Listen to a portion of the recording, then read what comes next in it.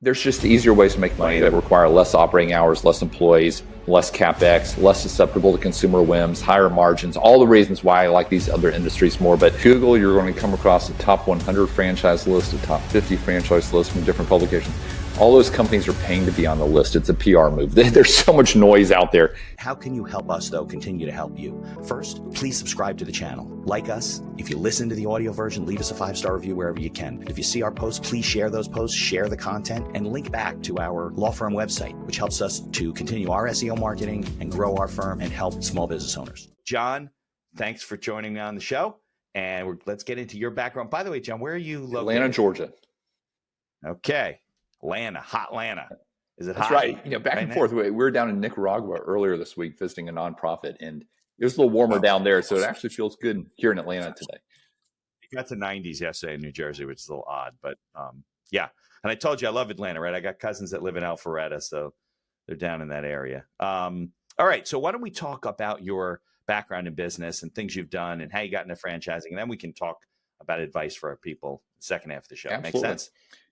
All right. Yeah, Mitch, first off, thank you again for having me, and excited to be here. My background is similar to a lot of your listeners. I spent many years in the corporate world, working for the man, and had a great run. Very thankful for all of that. But I always had that desire to be a little more entrepreneurial. So, the way that worked out, started off in consulting after college, went back, got my MBA, worked for a large corporation for about 10 years, but had this itch to get out and do something else. And I wasn't sure what that was. And, I really fell into franchising, had the opportunity through some connections to step in as president of Shelf Genie Franchise System. It's a large national Inc. 500 franchise company. And I got to run the like franchises would install custom pull-out shelving in your kitchens and pantries. Exactly. Got it. Ran all of our home office teams, supporting our franchisees across North America, and really fell in love with the franchise model through that experience. I just saw how all these diverse backgrounds, could come together under a shared system, shared support, and be set up for success as newly minted business owners. So, fast forward, I ended up partnering with the founder of Shelf Genie. We spun off eventually. We invested in franchises ourselves. I'm a multi-brand franchisee now myself, across different industries. Still own franchises?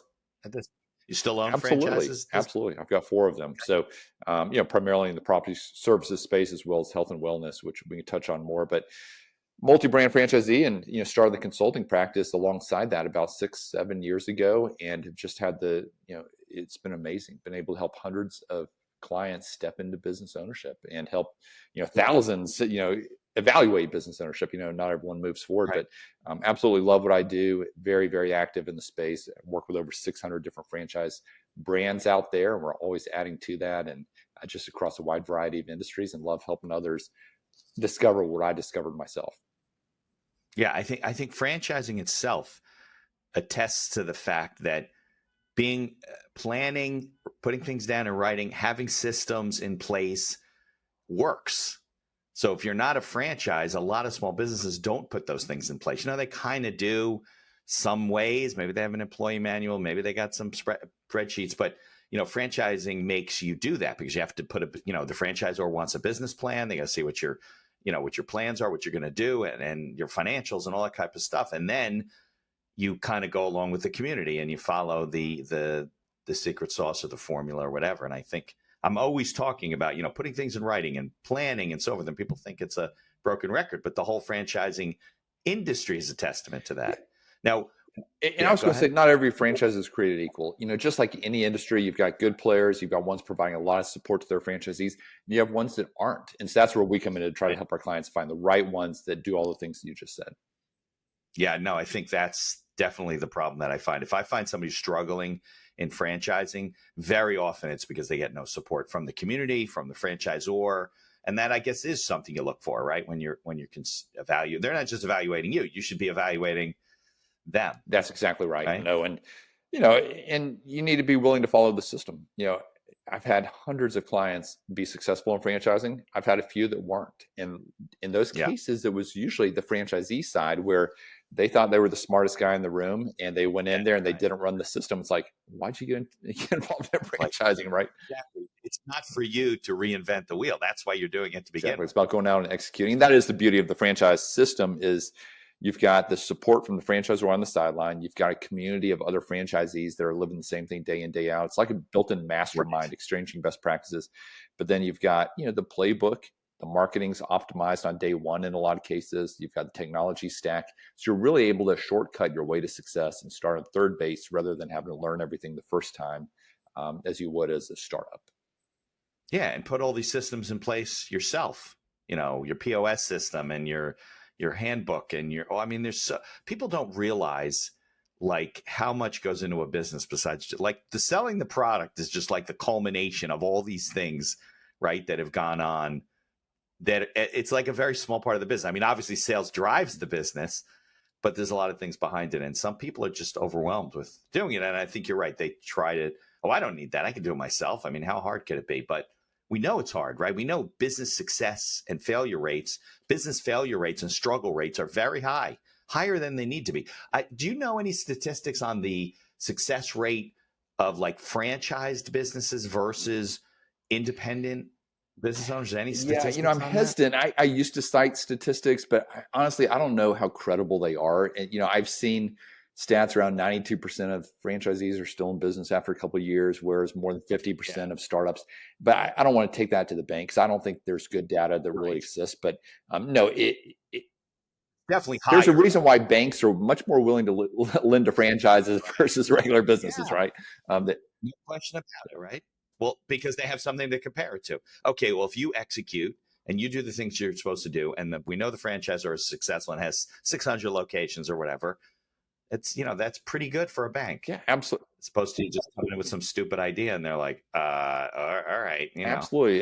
And to your point, I mean, you're talking about all the things that go into a business. If business ownership was easy, everyone would be a business owner, right? It does take work. And a lot of franchises will market themselves as semi-passive, semi-absentee, executive model. And the idea is you put a manager in place day one. Now, about half of our clients go that path where they are literally outsourcing the management of the day-to-day because they know the franchisor is supporting that manager. However, I never want to sugarcoat it. I want them to go in eyes wide open to, hey, if you have a great manager in place, this is very doable. If you don't, you're still going to be involved. I call it semi-involved instead of semi-passive because, again, if it was easy, everyone would be doing it because you can make outsized returns, but it usually requires more effort than other investments. I mean, you have to have your finger on the pulse of what's going on. First of all, if your manager suddenly leaves or dies or whatever, you better be prepared to know what's going on. Plus, I've had clients that had, they signed a franchise agreement, maybe a development agreement, right? Because a lot of these franchises, they'll say, listen, you can open one location, but we'd like to see you develop Northern New Jersey or, whatever it is. And they get a regional manager and they think they trust that. And then they discover the person stealing from the business because they have total control over the books and everything's going on. They're sleeping with one of the managers in one of the other stores. I mean, all kinds of I've heard the craziest stories, but it's always because of absentee management. I'm not suggesting that you can't, because I think in franchise, a lot of franchises, very often you don't really make a lot of money unless you have multiple locations, right? Because the net profit of one location may support you, but you probably have to be the one running it too. Yeah, if you're paying a manager, oftentimes it is a multi-territory, multi-location, and that's what a lot of our clients will do. And they want to have a path to scale, and you've got to cover your fixed costs before you start dropping to the bottom line. So, a lot of our clients will do what I call franchise stacking, where it's even start with one franchise brand and then buy others over time. And there's some synergies there, oftentimes on the back end as well as the customer end. Sometimes they're looking to diversify within that portfolio, but I've got clients that are doing tens of millions of dollars, in some cases, and the majority are still working their way towards that. But you can really build some large empires over time with the right franchises and then putting the right people in place. Yeah, no, I know some of the older franchises like Dunkin' Donuts and things like those guys have 50, 100 locations. These are the ones I've met in New Jersey. And, but at that scale, you reach a different level, right? Because you can have more management in place and so forth. But, I think people have to be careful. Look, it's the same thing. If you just open a business, right, and you try to open multiple locations, you're going to start to get those challenges as well, maybe more so because you don't have systems in place and so forth. But you still have an issue. If you own a coffee shop or a bagel shop and you buy 2 or 3 or 4 other locations, you're going to have the same problem, right? You're going to need a manager. You're going to have to trust that person. You got to put systems in place to make sure they're not stealing from Yeah, you, a lot of the industries our clients are getting into are things that don't even require a physical location. So all those examples we just kind of talked about are brick and mortar, retail, customer facing. A lot of them are more service based. I think about like in-home senior care or youth soccer or mobile pet grooming or home and property services. There's been no area that's been hotter than home and property services. Yeah, I hear that. I just met So somebody much who's smart doing money that. flowing into that space. Private equity is getting involved. There's just so many niches. When you look at cabinets and flooring and roofing and pool cleaning and things that are needs-based businesses.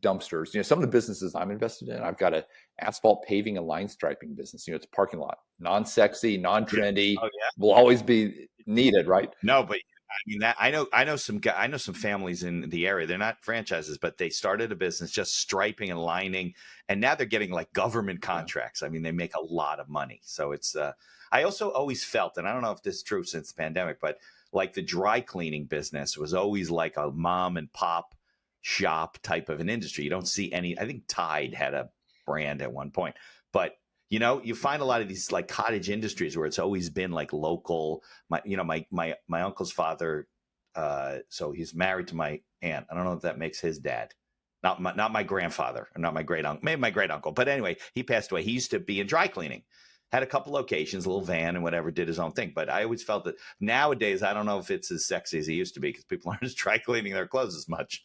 We don't. We're not wearing suits and everything like that. So yeah, I think that I think it's an interesting, analysis of a business or an industry. So you said you have multiple brands. Like how many brands do you own right now? Yes, I've got 3 on the franchisee side, and then I'm invested in 1 on the franchisor side that I'm pretty involved with. But I mentioned the line striping and asphalt paving, parking lot business. I've got one that provides temporary walls, like containment walls around renovation projects and construction sites. It's kind of like an equipment rental B2B business. I've got one that's in the health and wellness arena where we provide 3D printed inserts and insoles, for shoes, for footwear, a lot of like Dr. Scholl's. Yeah, but custom using, again, 3D printing and all this technology and like orthotics. People have 5-foot problems, and I need that stuff. Right, exactly. We cater to kind of the older population there too, with that business. But and then on the franchisor side is one that's similar to the Shelf Genies called Art of Drawers, where it's pull-out shelving for kitchens, pantries. Just added our 35th franchisee, growing really fast. But yeah, no, we've never seen so much interest in franchising. Our biggest challenge today, Mitch, and I work with over 600 different franchise companies. Our biggest challenge is the good opportunities sell really fast in good markets. And so I'm always trying to work my relationships with the franchisors to get my clients ahead of other candidates in the pipeline. We've got no lack of clients. It's lack of opportunities at times. Well, it's a reflection of how many people are going into business nowadays because people don't want to work anymore for companies. They're like, oh, they take advantage of us. We don't want to do that. And I could be and then they realize that maybe being a small business owner is harder than we realize. And then they go and then they see the franchisor, or they talk to a friend who's in franchising. Yeah. And probably half of my clients that reach out say, hey, we've been looking for an existing business to buy. There's a lot of content, a lot of talking heads out there talking about buying existing businesses. That can be a great proposition in some cases. But here's what I continue to be told every single day. Jon, I've been looking for a business for 4 years, 5 years. I've been under LOI 6 times. Due diligence didn't shake out. Someone outbid us. The chains. Over and over. I mean, finding a business takes a lot of time and it's a needle in a haystack. Most of these people then say, wait a minute, here I am paying a premium for an existing business, assuming everything is going to continue as is. Assuming the numbers even make sense or the documentation's there. Exactly. Assuming the key team members don't leave. Whenever you have a change in ownership, you're going to lose key team members.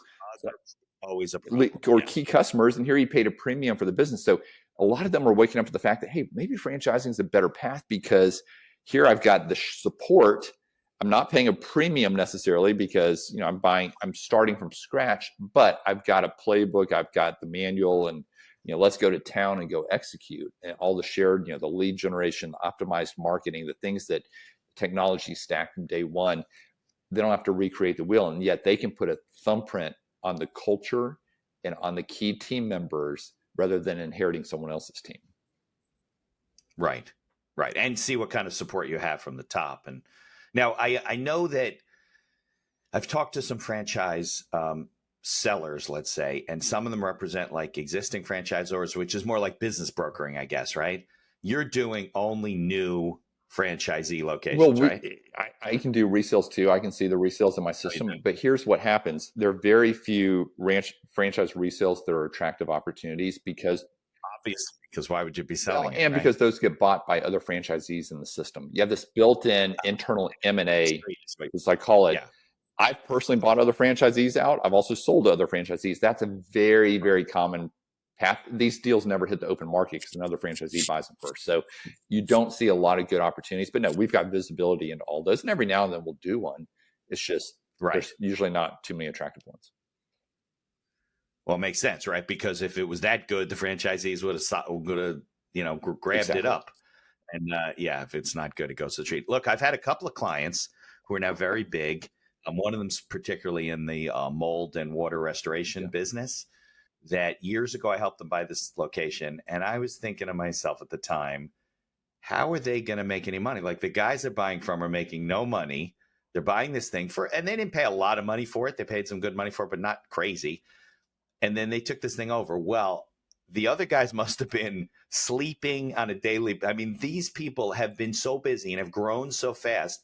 I think the husband went for training and had to come back early because they couldn't keep up with the business and the marketing. They're marketing to insurance companies and things like that. So sometimes it takes the right people to take over. I've had stuff clients do and very well in that restoration space. Had another client in Charleston just signed with the restoration company last week. ServPro's the 800-pound gorilla, right? But they also help create an industry, right? And that there's enough to go around. All these companies are getting There's their piece. enough. Exactly. Right, exactly. No, that's a good example. Is that like home service kind of business? I guess it is, but you need a location, you need trucks, and you need kind of both. In that case, because of the equipment and stuff, you'd probably have a location, not a customer-facing one. So it's more, warehouse back end. A lot of the home services businesses don't require a physical location, though. And people say, well, where do you park the van or park the truck? I tell them, hey, rent a parking space from a local landlord where they've got good street visibility. That's a billboard for you, right? Right. Some of the gas stations and fix-it shops allow you to rent space there, and you leave it overnight, whatever, and it's right on the main road. Things like that. So when you talk about home, because I want to talk about like what's hot and what's out there. Home services business. What kind of services are we talking about? Everything like landscape, that or repairs. Yeah, it's a combination. In some cases, it's recurring revenue, say like pool cleaning or lawn fertilization. In a lot of cases, it may be bigger ticket, like cabinets or roofing or flooring. I'd say refacing or something like exactly. that. Yeah, that as well. And a lot of these have competition. I mean, there's a space for them, but those are highly fragmented mom and pops. And here you're able to come in with a much more professional approach, white glove approach to a blue collar industry is what I would call it. Right. And so you're able to really differentiate, but there's just so many different niches out there. I mean, it's, after the restoration happens, right? Well, what happens with all the contents? They've got to be taken care of, and refurbished. I just had a client sign today for a pressure washing business. Now this one's very differentiated. The equipment they do a lot of commercial work. And again, that's an ongoing recurring revenue. Like power washing. Exactly. Right? Yeah. Got it. I had clients that are about to sign for industrial hoses. It's the largest industrial hose company out there. They work with water hoses, or some of it's water, some of it's other types of piping, but they work with manufacturers and industrial. And so it's all these niches, and people love businesses that require fewer employees that deliver high return on investment. That's kind of the general theme, right?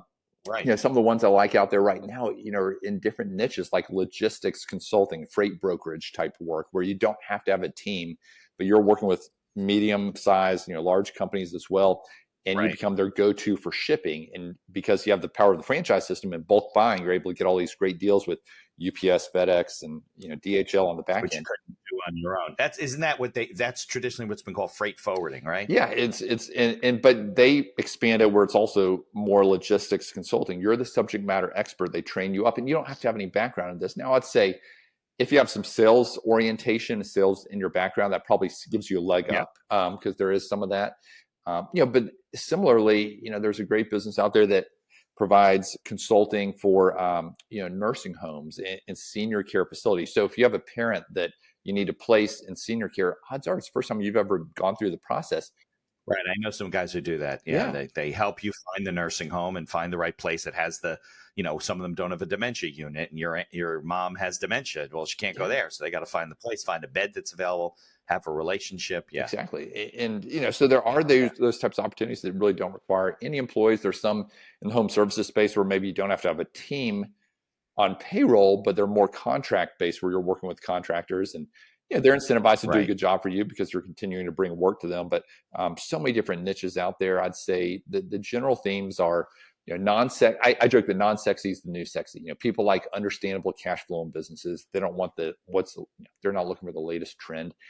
Who cares? I will say Right. Yeah. in health and wellness, there are some trendy type businesses, but things that McKinsey just came out with a study, talking about the different modalities within, recovery services right now, cold plunge and infrared and red light therapy and, Oh, like cryo. cryo, jet, that And they stuff. said, hey, Yeah. it's now mainstream and it's projected to grow at this rate, going forward. And so I think, Right. and we have clients that are getting into those types of businesses too. So there is some of that that's more fashion forward, but most people are gravitating towards, youth soccer, or we've had clients do really well in the youth soccer space, or mobile, Like running, like not camps, but training oftentimes classes, in a lot of things like cases that. they partner with the local league, and so they're providing coaching and extra practice time and camps and clinics and all of this Outside of the regular coaching I stuff. talked to a client of mine from Dallas last week. We were catching up, and he had a background in law enforcement, and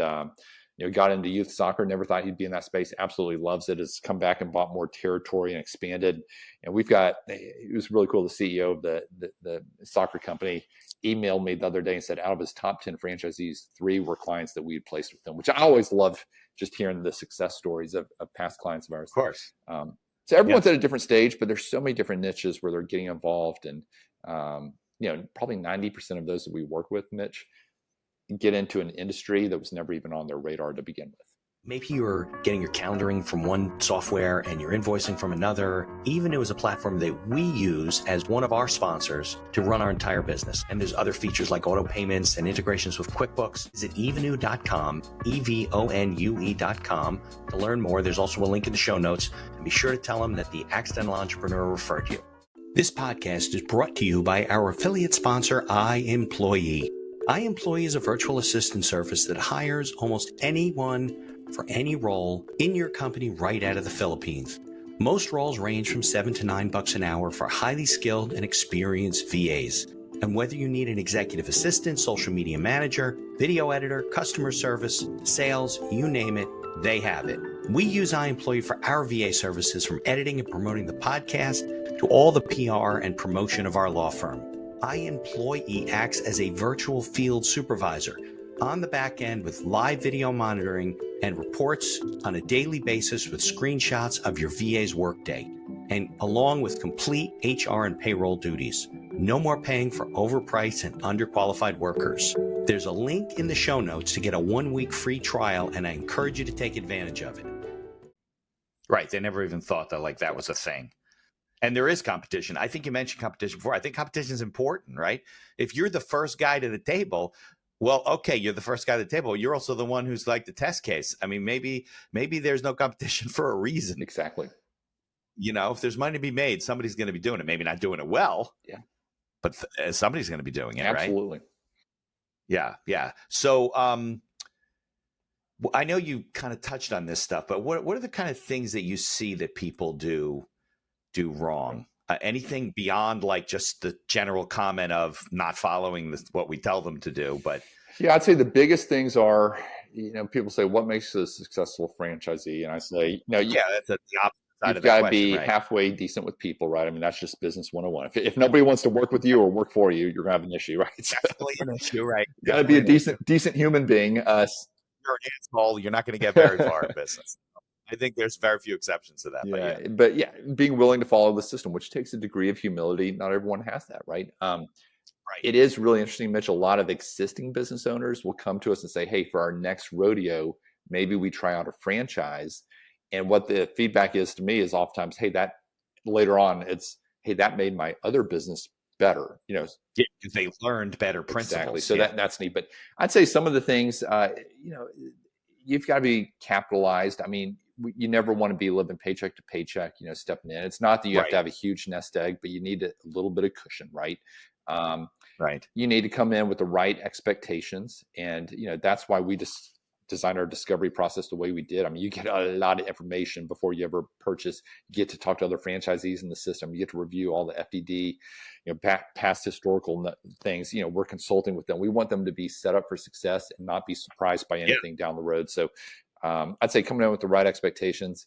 A little bit of due diligence on their local market. I mean, the franchisor is going to provide them with some good information, but go out, do a little bit of secret shopping, know who the competition is, know how you're going to compete against them.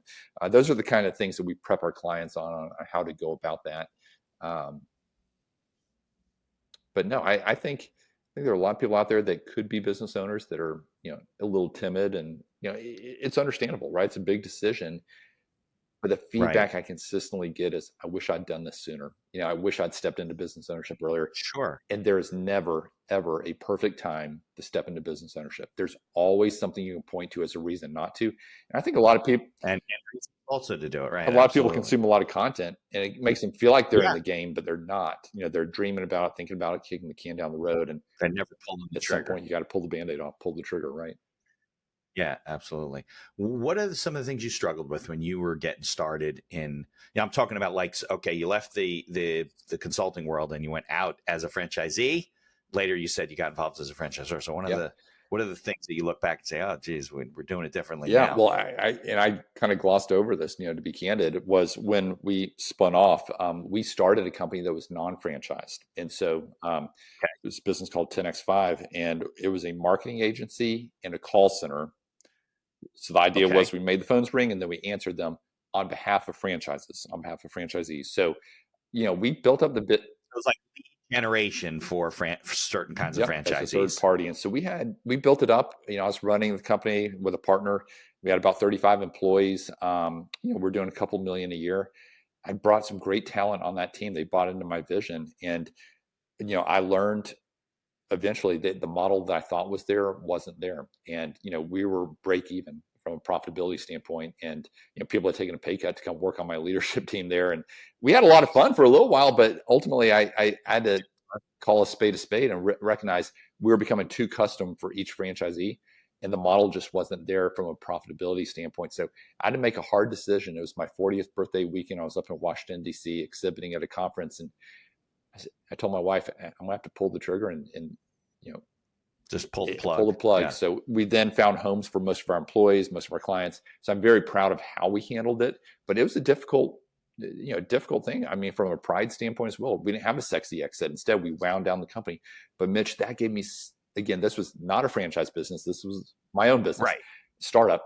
It gave me such an appreciation for the franchise model, because that is a proven model. There's more product market fit in a franchise, whereas I did not have that. And I thought I was smart enough to do it on my own. So it was humbling, but it also gave me more appreciation for franchising and what it provides.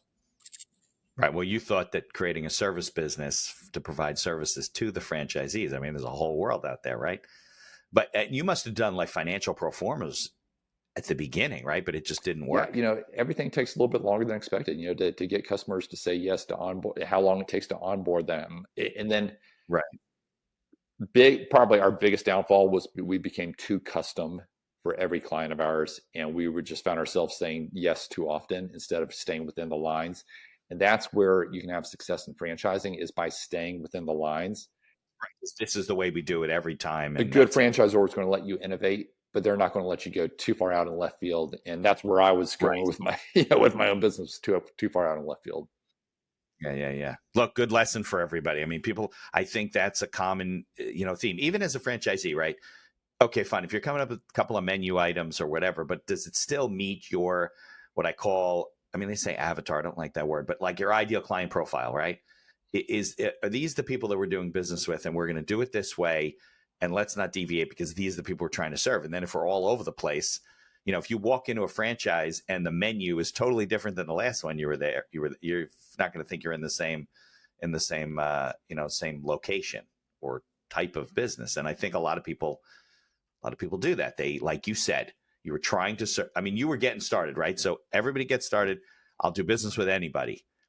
Okay, that I understand, but that shouldn't go on very long, right? Because at some point you have to be good at what you do. You have to serve at the marketplace. And as you niche down, right, because I'm sure that particular business model, even though it didn't work, right, was better for certain kinds of businesses than it was for others, right?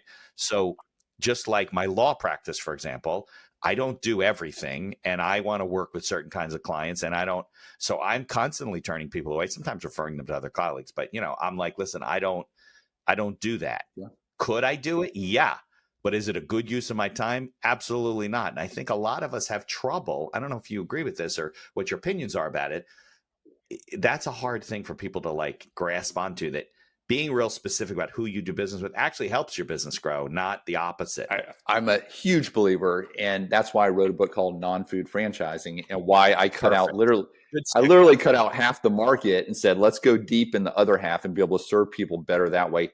I've got nothing against the food guys. We need them. We support them. No, but that's what you think about. You think of McDonald's when you think of franchise, but that's not what we're talking about. Hundreds of franchises have nothing to do with. So I'll be contrarian and cut out all those, all the food. And there's just easier ways to make money that require less operating hours, less employees, less CapEx, less susceptible to consumer whims, higher margins, all the reasons why I like these other industries more. But we've got nothing against the food guys. We need them.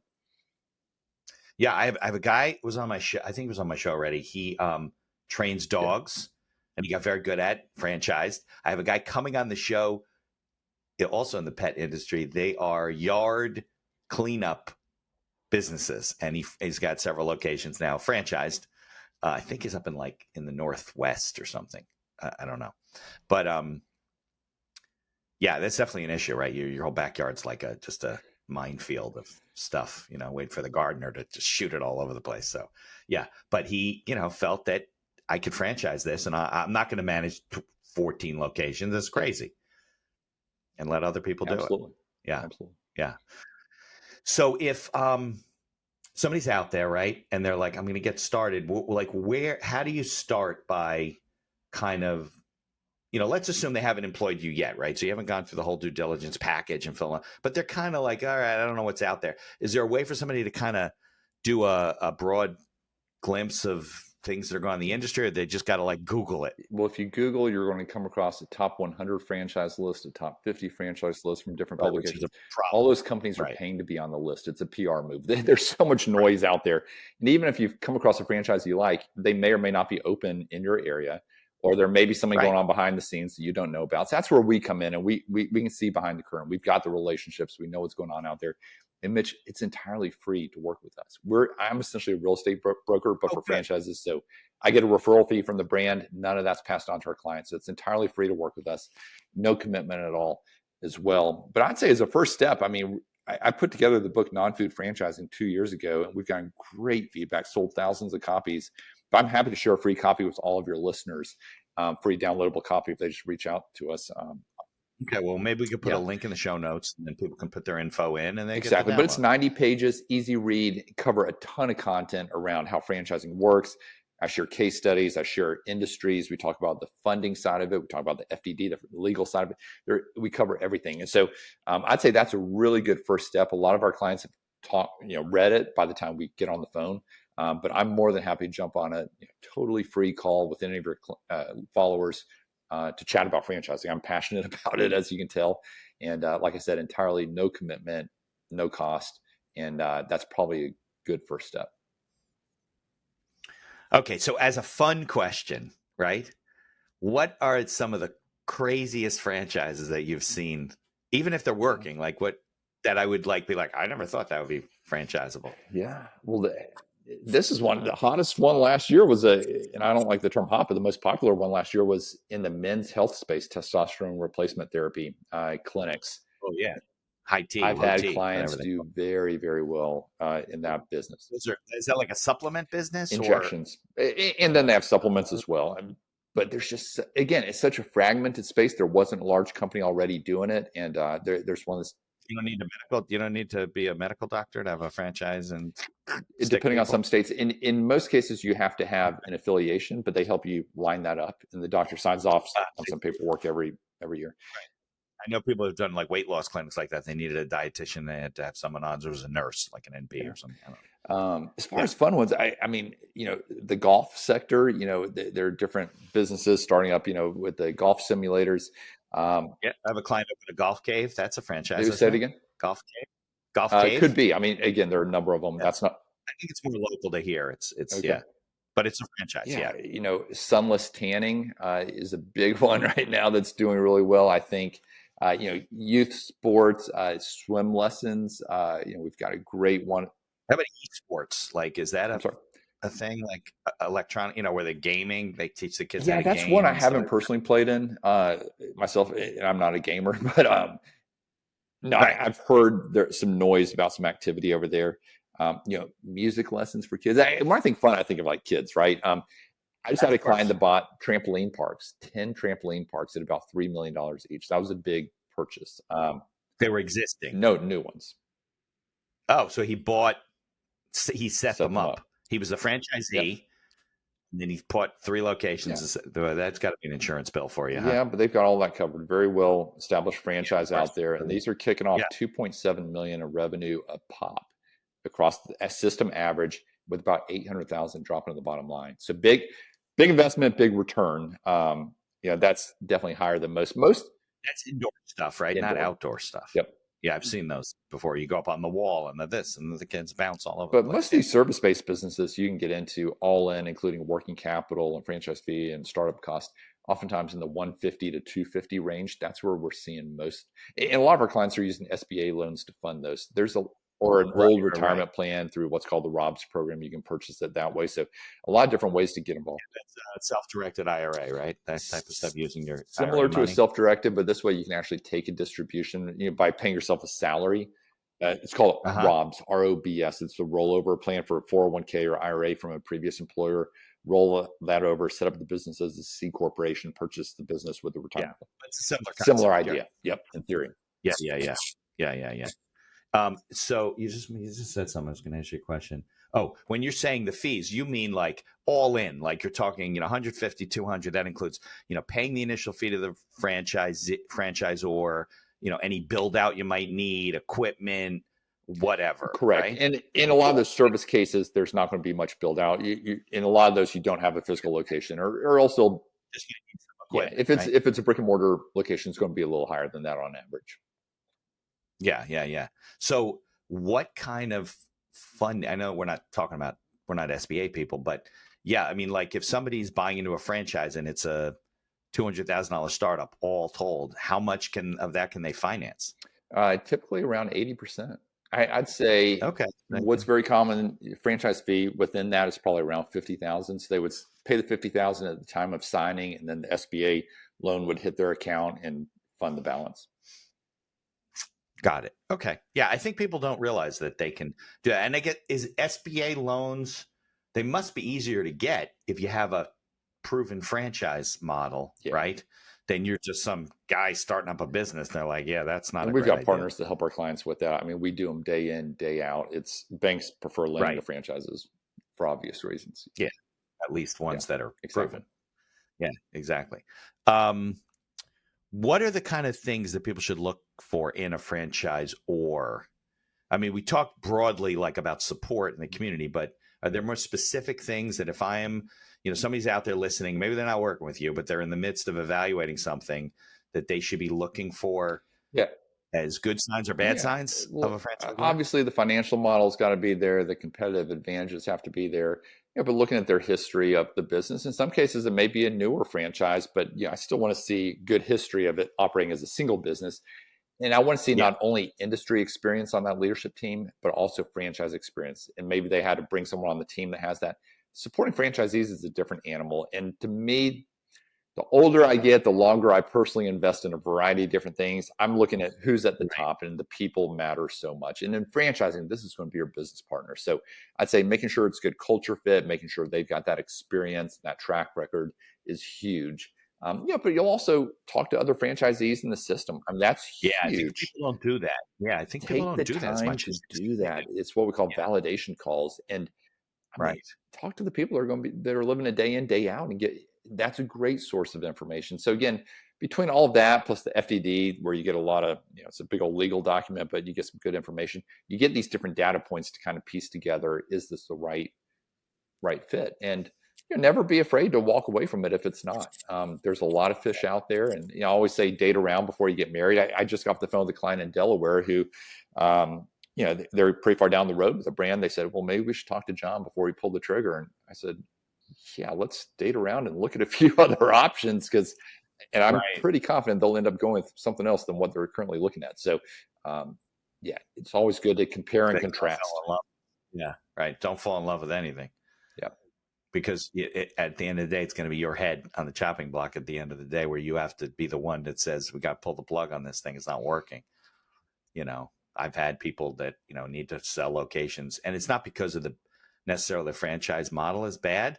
It's just that there's something going on in their life that they just can't execute. Maybe they're not the best salespeople. Maybe they're not the best, people. I mean, you really have to, I don't think, and I don't know if you disagree or agree, happy to have you disagree, but I find that I've met people going into business, even franchisees, right? And they're just not the best at sales and marketing. And they think that they could just go out and hire somebody who working for them, who doesn't own the business, and they're out there driving business. And they've always struggled. Like, I think business development, it's a skill that you really have to pay, especially in the early days, attention to on your own, and support the people that you're bringing in. You can't just say, oh, I'm not good at that. And then you go and hire people and you're paying them and they don't care. They don't treat it like it's their own. Yeah, I think just like with any key hires, how you incentivize them and then finding the right person, just trying to align your interests. I tell half of our clients start with a manager in place day one. It's what we call semi-absentee, semi-passive. I like to call it semi-involved. I think that's a better term. But the idea is the franchisor is, a huge resource to that person. It allows you to kind of focus on your other business or work. That is very doable. Half of our clients do it, but I tell them every time, I won't sugarcoat it. It comes down to having the right person in place. If you don't, you're going to find yourself leaning in a lot. It could create headaches until you do have the right person in place. But no, if you have the right person and you set up the incentives correctly, we've got clients that do it all day, every day. And I always love it when a client has sales in their background, even if they're not going to be tip of the spear, because to your point, they understand how to attract and retain salespeople, how to incentivize them. I've got plenty of case studies of clients that haven't had that have been able to hire successfully. So, that's good to know, because I think that's the one area like you can get a bookkeeper, you can get an administrative person. That's easy to do, but bringing somebody in to do the sales and having them treat it like it's their own and being incentivized seems to be an area of struggle. Maybe you haven't had that experience. It's good to hear. I think it depends on the business too. I think about Art of Drawers where, we're involved there, and I see firsthand, a lot of these franchisees didn't have a sales background, but they're hiring designers. Well, the designers, what we call designers, it's a very consultative sell. It's not like a hard sell. They're not knocking on doors. Instead, they're being invited, and the marketing is setting up these appointments for them. They go in, they have a conversation. Stay-at-home moms are a great salesperson for this business because it's very conversational. And how do you use your kitchen? And here's how we do. Have you thought about this kind of solution?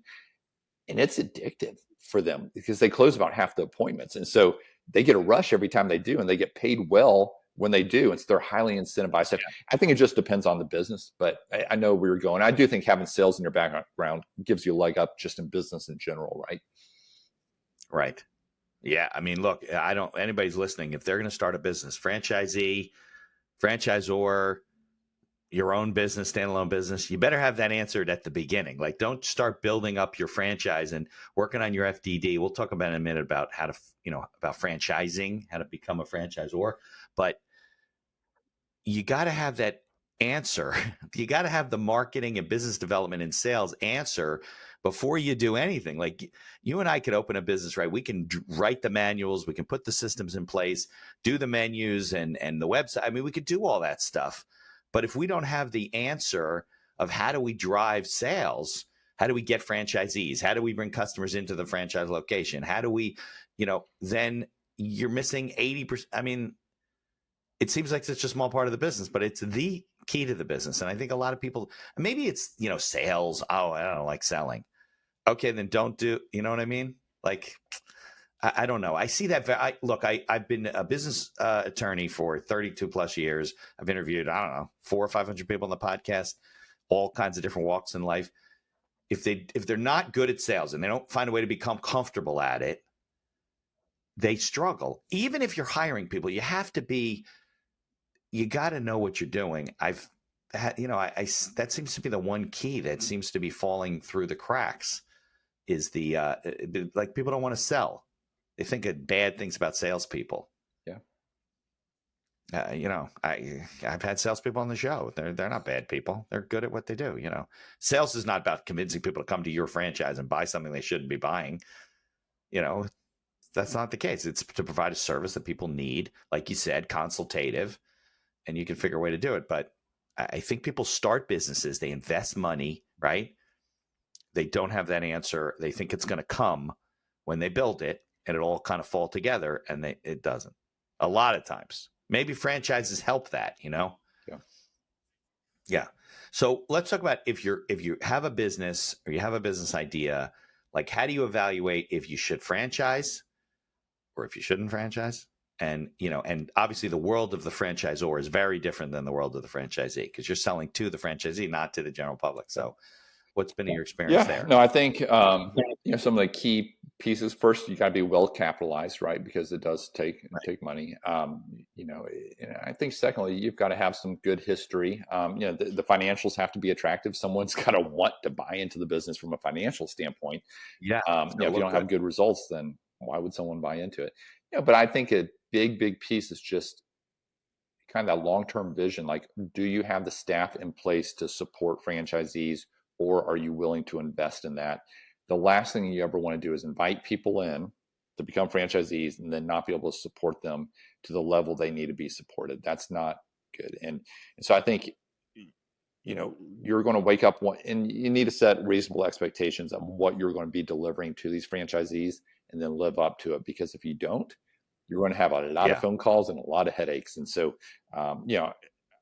I always, in the same way on the other side of it, tell clients of ours, if it's a newer franchise, we're looking at the leadership team, we're looking at what are other owners saying, we're looking at the financial model, the competitive advantages. So flip that around on the franchisor side, you got to have those pieces in place. But there are a lot of businesses out there that I think it can make a lot of sense to franchise. It's a great way to scale, oftentimes quickly, using other people's money largely, and they've got skin in the game in their local market that they know so much better than just opening up a corporate location. They're funding it. They're incentivized to make it successful. You just have to be ready to support them. But I'll tell you what, private equity loves franchising, and they're investing in franchisors right and left. Yeah, because they want to buy, 600 locations or whatever you have. It's a beautiful model. And so as an founder, if you're thinking about an exit or your payday down the road, there's a lot of money to be made in franchising. So it can make a lot of sense as long as you cover those first pieces I mentioned. Yeah, especially logistically. Like if you're, running a franchise in Tucson, Arizona, to open up one in Oregon and Seattle, it's going to be a little hard in terms of from a management standpoint. You got a lot of trust and things like that. But if you get a franchisee and you have the right systems in place. Now, I have found that when you, if you want to set up a franchise, or that just the legal itself could be $150,000. I mean, I've seen people pay more. Probably shouldn't have paid more, but and that doesn't include all the other stuff, right? Hiring the people and putting the systems in place. So, you do have, it's more of a capitalization event than it is if you're a franchisee. Yeah, and I've got a partner that has helped a number of companies through the franchising process, and they can do it for about half that price. And that, I've seen for 50. Yeah, and that includes like the operating manual, some of the collateral, and you really getting them all set up. So, it does vary out there, but I'm more than happy. I don't personally take companies through the process, but again, I've got a partner that does, and I'm always more than happy to have that conversation with someone who's thinking about franchising their business. I'm just passionate about the industry, and I love seeing the different models that get franchised. Yeah. So I think I mentioned this before. How many franchises do you own right now? 3 on the franchisee side, 1 on the franchisor side.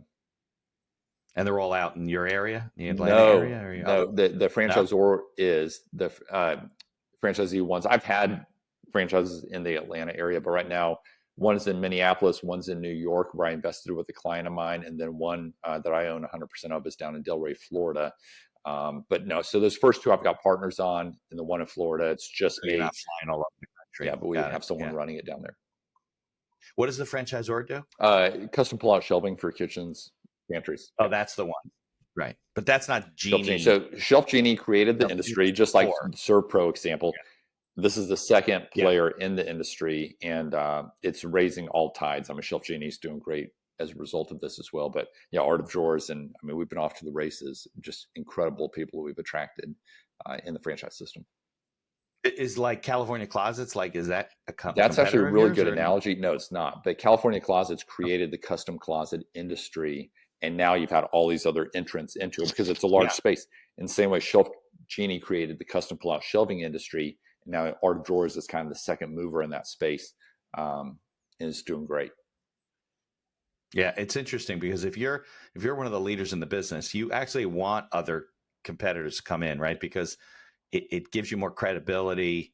I mean, there's no, like, California Closets can't service the whole industry. It's not possible. So, you know, there's always room for, I think that's a part of the evaluation, right? Is there room in this business to, you know, for other entrants to make more money? And as a franchisee, I don't need 50% of the marketplace. I probably don't need 5% of the marketplace, right? If I'm dealing with the whole country.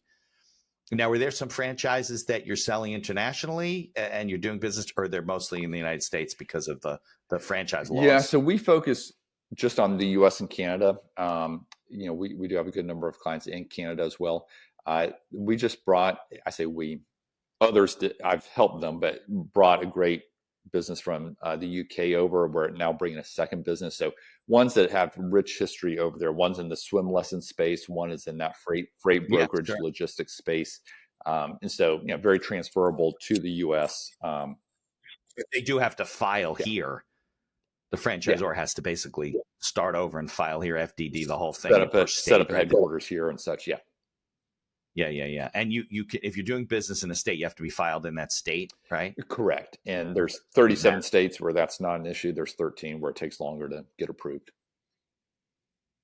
Yeah. Got it. Okay. But you can start with the easy ones. Exactly. And then, you know, also depends on what your franchise is, right? If it's a snowboard business, you can't do it in Texas and Florida, right? Wouldn't be smart.